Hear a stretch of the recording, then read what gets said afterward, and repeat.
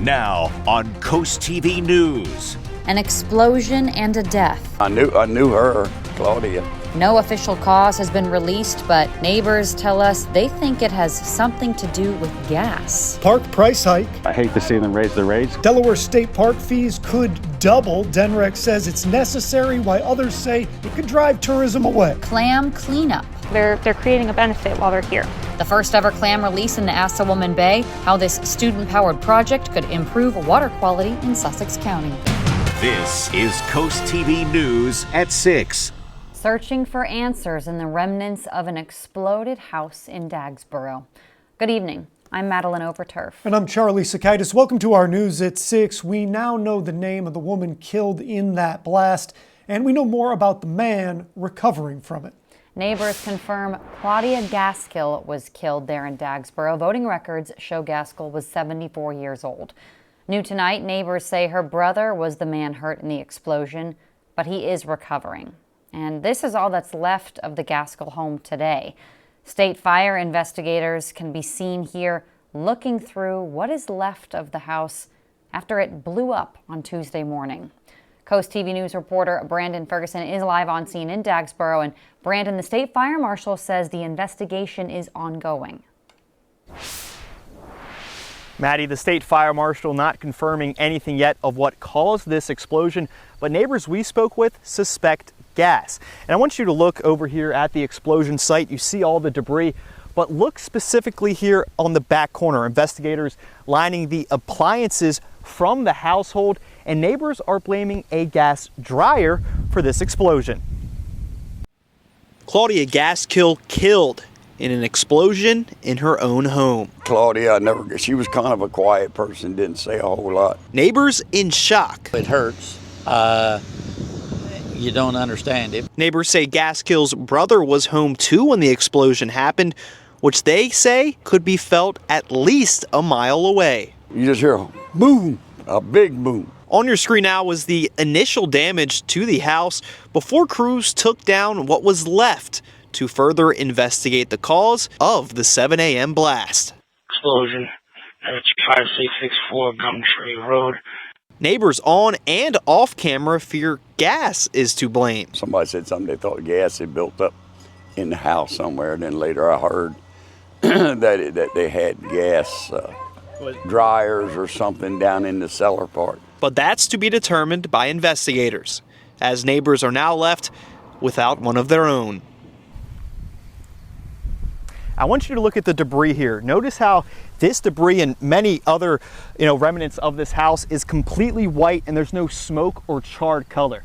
Firefighters we spoke with say that's a sign of a flash fire, and a flash fire is a result of a gas explosion. Live in Dagsboro, Brandon Ferguson, Coast TV News. Frankfort Fire Department tells Coast TV over 100 first responders were at the scene Tuesday morning. The Delaware State Fire Marshal says it takes time and will be a while to determine the exact cause of the explosion. Now, for now, damage is estimated at $500,000. On your screen now is Cape Henlopen State Park, one of Delaware's 17 state parks. And all combined, they draw millions of people to the first state every year. Coast TV News reporter Emma Aiken is live there in Cape Henlopen. Emma, that scenic visit that so many people love could cost a little more soon. Charlie, here at Cape Henlopen State Park, DNREC calls this a part of their award-winning state park system. They say this drew 7 million people last year to all of Delaware state parks. And not only that, but they generated almost $1 billion for state tourism and businesses. But to keep all of this up, DNREC is proposing some drastic price increases. Here are some examples on your screen now. At beach parks, Delaware cars currently pay $5 daily. That could jump to $10 for out-of-state cars. That same pass could go from $10 to $20. For annual passes, the in-state rate of $35 could jump to $50. And if you're visiting from out-of-state, $70 annual pass could increase to $100. DNREC says these proposals are because they haven't increased daily or annual passes since 2015, yet in that same 10-year period, operating costs have jumped 127%. Visitors we spoke with in the park say if DNREC increases prices too much, it'll just push people away. I could see them increasing the in-state from 5 to 750, something like that. That would make a lot more sense to me. But to put it so high for out of state, you just stop people coming to the state. I do want to reiterate that these are just proposals for right now. Nothing has been decided yet. And DNREC says they do want your opinion, which is why they're hosting a series of open houses, one happening right now at Cape Henlopen State Park until 7 in the Officers Club. And there's also a survey if you want to share some of your own feedback about these proposed park increases. We have that survey linked in our article on CoastTV.com. Reporting live here in Lewis, Emma Aiken, Coast TV News. And let's hop into our Coast TV poll now. We want to know, would those higher fees change your park visits? Let's take a look at the updated results from last news hour. 43% say visit less, 55% say no change, 2% say they're not sure. I love that nobody says, I'm going to go more because it costs more. I mean, I guess if they want to be, philanthropic, they could do that. I can see that. Now, if you want to go vote, you can do that. It's easy to do. Just go to CoastTV.com or use the mobile app, and we will show you some updated results on Coast TV News at 11. Big changes coming to Delaware's DMV fees today. According to the state, DMV fees are increasing. That includes a 1% increase in the document fee for vehicle transactions. DelDOT says to renew your driver's license, that will now cost you $50 for locals. Specialty plates, the new ones, that request is going to cost you $200, and new fees for electric cars. And listen to this, it could cost you as much as $900 depending on the car. DNREC says the annual open burn ban ended today. The department says tree limbs, brush, branches, those can legally be burned through April 2026. But burning trash, tires, demolition waste, plastics, and furniture, that remains illegal year-round. Fires are only permitted between 8 and 4, and DNREC reminds those never leave a fire unattended. Let's take a live look into Ocean View as we turn it over to our first alert meteorologist, Bob Trihey, with a look at our forecast. Good evening, Bob. Good evening, Maddie. And boy, a fall feel on this first day of October. And with that wind, it was chilly. We had wind gusts earlier over 40 miles per hour. Now they're gusting to 29 Indian River Inlet, 28 in Ocean City. So they're starting to calm down a little bit and still pretty breezy inland as well. Temperatures are cool, mid to upper 60s, still 71 in Redden, 66 Georgetown and Indian River Inlet. As we're seeing the clouds beginning to diminish now as we're in a very strong northeasterly flow between high pressure to the north and hurricanes and tropical systems off to our southeast. Coastal flood advisory continues for the Delaware coast at time of high tide. Do watch out for inundation, maybe up to about a foot. High surf advisory along the Maryland coast, and we do have a small craft advisory as well for the bays and the oceans as well. As we'll see, the wind still pretty breezy at the coast, but then those winds start to calm down, and we'll see temperatures cooling down for sure as we go through the evening hours. In fact, that fall feel through the rest of the week. Much more in your forecast coming up in just a little bit. Bob, thank you. Work is continuing on Milton's overpass. To finish the northbound side, DelDOT says it's starting a new intermittent daytime lane closures on Route 1 and Route 16 with possible nighttime closures. No scheduled closures yet for tomorrow, but DelDOT did say lane closures will happen as needed. DelDOT says the overpass, when it's all said and done, will help with traffic and safety. The lane closures to continue building the overpass will be on and off through April 30th. And when we talked about that, some people we spoke with say they have some mixed feelings. I think when it's done, eventually it's going to be really good for us. You know, the traffic can flow all the way down into Lewis, doesn't have to stop at a light. That's a very, very long time to inconvenience people. Once complete, DelDOT says drivers heading north from Route 16 won't have to cross Route 1 at all. Instead, traffic will flow underneath, just like it does for Milton drivers heading south. A former office manager for an Ocean City-based home builder has admitted to embezzling almost $1.8 million. That's according to the U.S. Attorney's Office for Maryland. Prosecutors say Tammy Barkus of Berlin pleaded guilty to embezzling the money from her employer, Resort Homes LLC. Prosecutors say between 2016 and 2024, Barkus forged the business owner's signature on at least 500 checks and hid it from employers and hid it from the IRS by falsifying business records. Barkus faces up to 27 years in prison. Her sentencing is scheduled for February. Georgetown is in search of a new member to serve on the Board of Adjustment. The role would be a 3-year term. Applicants must live in Georgetown and know about urban and rural planning and development. The board hears and decides appeals regarding special exemptions and where they may be an error in order.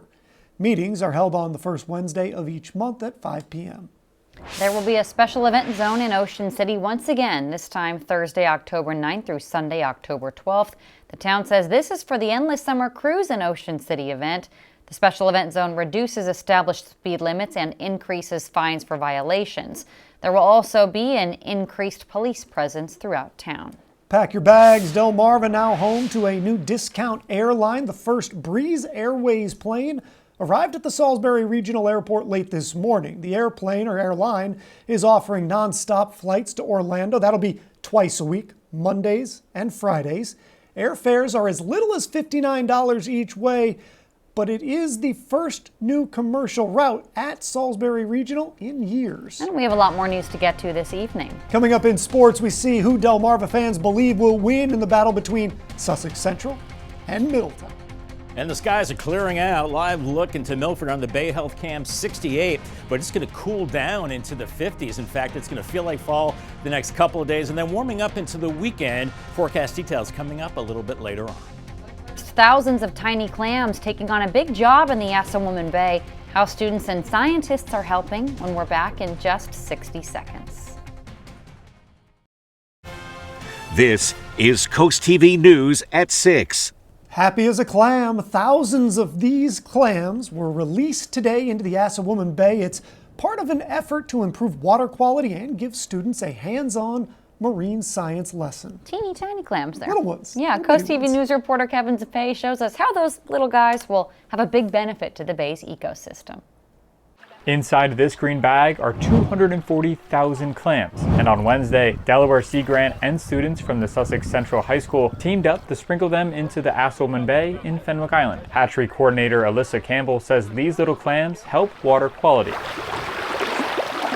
In 2 to 3 years, they should be good enough size to harvest. All while they're out here, they're filtering the water, so they're creating a benefit while they're here. On your screen now is a look at the clams under a microscope after just 1 week of life. By week 2, they've grown a foot. By week 3, their shell begins to form. At that stage, they're no bigger than a grain of sand. We produce them in the hatchery. We actually spawned the male and females. By 6 weeks, they're ready to be taken out of the bag and sprinkled in the bay. And within 2 to 3 years, the clams will be ready to harvest for food. Our growers have been asking for clams, so this year we decided, as we're figuring out the oysters, let's try our clams as well. Renee Jerns, the deputy superintendent for the Indian River School District, says they plan to start a harvesting program at Sussex Central High School, giving students a chance to explore careers in marine science and coastal restoration. Today, those students got a first-hand experience in how their work can make a difference. So they were asking a lot of great questions. It built their curiosity, so when they get to this part of their learning, they will have the background knowledge to add to that. This was the first ever public release of clams in Delaware's inland bays, and both Campbell and Jerns say they hope to do it again in the future. According to Campbell, she doesn't expect all 240,000 clams to survive, but says even if half make it, it could still make a real difference. I'm Kevin Zapay in Fenwick Island, Coast TV News. If you're hitting the golf course tomorrow, looking great out there, a little on the cool side with temperatures only into the upper 60s as we go into tomorrow. And today's high was 70 with a low of 64, a little bit below average. It'll be cool the next couple of days. A warm up into the weekend. Your forecast details coming up in a couple of minutes.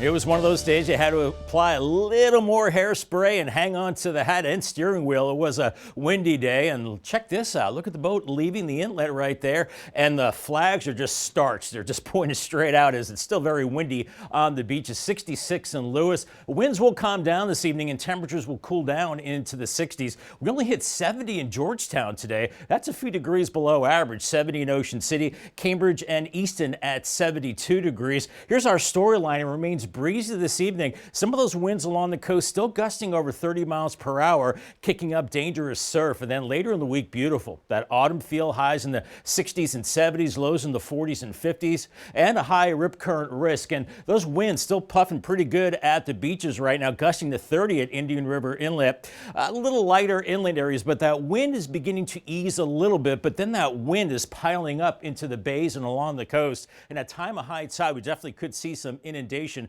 maybe up to a foot. That's why we have a coastal flood advisory continuing this evening, and then also farther south, and also a high surf advisory along the Maryland coast. Some waves definitely over 5 feet there, with the small craft advisory for the ocean and the bays as we go into tomorrow, as temperatures are cooling into the mid 60s, still 71 in Red and 65 in Dagsboro, and the skies are clearing out after those daytime cumulus clouds as our flow is coming in straight out of the northeast with high pressure to the north. That's going to be dominating our weather, and Hurricane Imelda off to our south and east. And we're looking at Imelda now, a Category 2 hurricane. Between the high and the hurricane, we've got those strong winds, and we're still looking at that coastal flooding possible as we go into tomorrow with dangerous surf and rip currents as well, as we're looking at highs only in the upper 60s at the coast and feeling cooler with the breeze as we go through the overnight hours. The winds will back off inland areas, but still breezy at the coast. By tomorrow morning, we're in the 50s and 60s, and a cool Thursday afternoon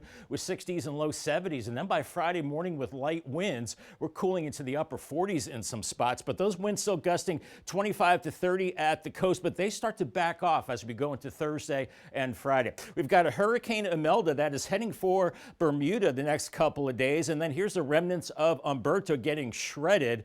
So we're looking at basically one more hurricane that's moving well out to sea once again over Bermuda this weekend, and then weakening and moving off to the northeast. 54 tonight, mostly clear, cool and breezy. 68 tomorrow, not as breezy as today. Paul Davis 7-day forecast. Friday 71, good looking weekend, mid to upper 70s, lots of sunshine, but cool mornings in the 50s. And then it starts to warm up into early next week, upper 70s. Monday 81 on Tuesday, and then it looks like our next rain chance comes in on Wednesday, and we'll definitely need it. 77 then with some showers. Delmarva Sports Network from the Wawa Studios. What's going on, sports fans? We hope you've been following along for the last few weeks of football action here on DSN. We've seen great games, close finishes, and power rankings shake up. And you're in luck because we have more football highlights and content coming your way for the rest of the fall. This Friday, we're heading up to Georgetown for a matchup between the Sussex Central Golden Knights and the Middletown Cavaliers. And we're asking football fans on the peninsula who they have coming out as the winner in that one. So let's take a look at those votes right now. Sussex Central ahead 67%, and Middletown on the other side at 33%. We're looking forward to seeing both of these Delaware squads, and if you want to have your own impact on the results, you have plenty of time to vote. So all you have to do is go to DelmarvaSportsNetwork.com, visit our website. From there, click the Features tab. You'll scroll all the way down to the Sports Poll option where you can make your selection. Voting closes 15 minutes before kickoff at 7 p.m. on Friday night. You won't want to miss the Delaware showdown between Middletown and Sussex Central. That'll for us for now. Have a great night, everybody. Make sure you have a heavier jacket out the door. It's cooling down, winds diminishing, temperatures falling into the 50s. Congratulations to our umbrella winner, Joel Wolf from Bridgeville, and courtesy of Paul Davis and Coast TV, he's got a new umbrella. Won't need that umbrella the next several days. Paul Davis 10-day forecast. Cool the next couple days, warming up. Nice weekend. Warm into early next week. Looks like our next rain chance comes in on Wednesday. Not a great chance, 77, and then cooling down again after that. All right, Bob, thank you, and thanks for joining us here for Coast TV News at 6. For more news, more local weather, download our Coast TV News app. The NBC Nightly News is up next. And we'll see you later tonight for Coast TV News at 11. Have a great evening.